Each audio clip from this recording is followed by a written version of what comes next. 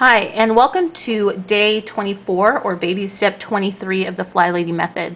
If you haven't already seen my previous videos, please click the playlist below and watch them in order one a day. These are habits that we are building into routines that become the foundations of this system, which is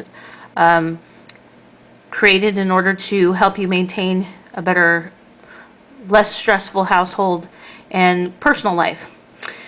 So today, FlyLady wants us to build an afternoon routine. So this would be a page that you could add to your control journal. It could be your after work routine. You know, when I was working full-time, these two were essentially the same thing. And I just put tasks in order of how I wanted to have them done. So to me, these were fairly similar, but if you're a person that gets home early afternoon and then you want to do that routine here, and then you want to break it up further and do this right before you go to bed, it's up to you. The point is that you have this checklist of things that you need to get done throughout your day, no matter when you get them done. And if you get all of these things done, you will have completed quite a few things for the day and set yourself up for success the next day. So the afternoon routine can really include all kinds of things.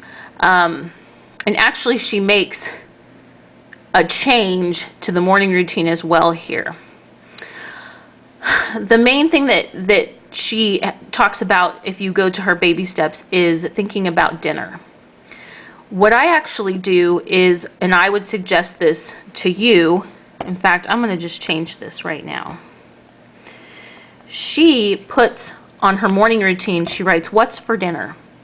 But I actually do that the night before because I find that if I need to thaw something out, it really does need to thaw out overnight. If I put it in the fridge in the morning, it's not thawed. So I like to add this to my before bed routine. I'm going to put it here. Actually, let's word it differently. I am making a mess today. So, dinner tomorrow. I would encourage you to put it the day before. That way, you know if you need to stop at the store on the way home from work or anything like that. We'll talk about menu planning in a little bit, but she puts it on her morning routine. I would put it on your before bed routine. Dinner tomorrow. Lay anything out that needs to come out of the freezer. Then she has you add an afternoon routine. This, again, I would just combine these two together. I know I would need to get all this stuff done before I go to bed. But if you're the type of person that really needs to break it down, one of the suggestions she has here is start dinner so that you're not standing in front of the refrigerator with the door open at like 7 o'clock, everybody's starving and you have no idea what's going on. Other things that she suggests might work for your afternoon routine, it really depends on your life, is to empty backpacks and briefcases. So if you have kids, this is the time where as soon as they get home, you have a little routine for them. You take your backpack to the kitchen table, take everything out of it, put it in a pile. You go through it with your kids. Take out what they need to get done for homework, they start their homework. So maybe we do that here too, start homework. Let's say that you don't have kids. And so, I can see that if you had kids and you really needed to break it down for yourself, you wouldn't want to start homework to before bed, right? Because some people, I think, would maybe think of this maybe like an hour or so before bed. Again, I combined these, and when I wrote them in my control journal, I would just list them in the order I knew I needed to complete them. So start homework. Maybe here is where you're going to finish your laundry that you started in the morning.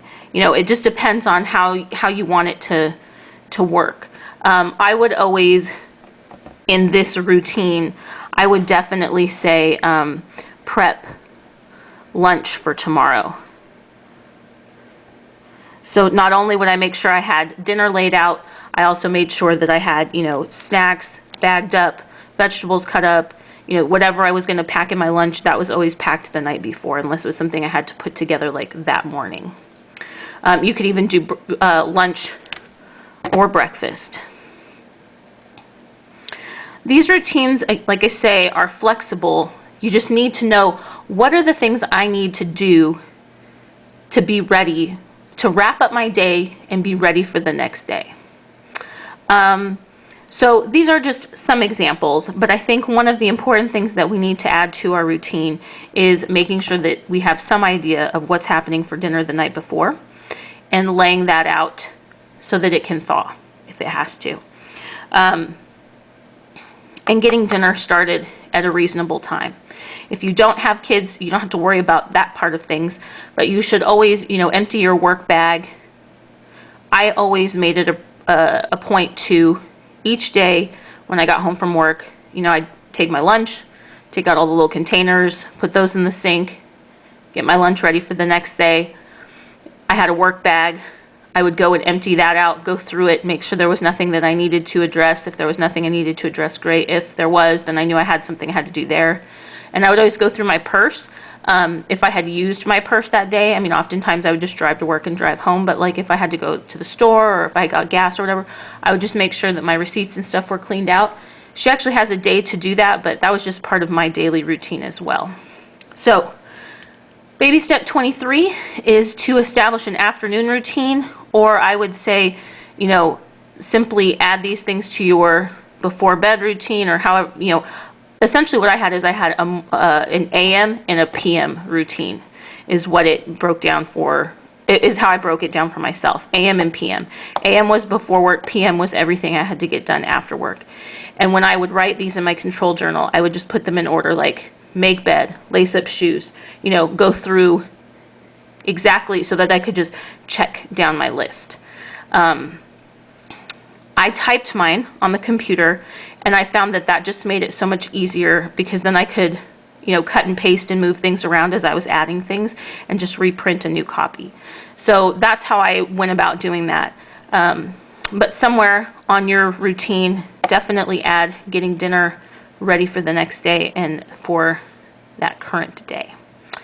Some people might think this is like minutia, but I would say when you're starting, it's good to have a detailed list. I don't think that it's overwhelming because when you have a list like that's super detailed, you're not going to leave anything off. So you don't even have to think. It's like a no-brainer. Just check. And these are little tiny tasks.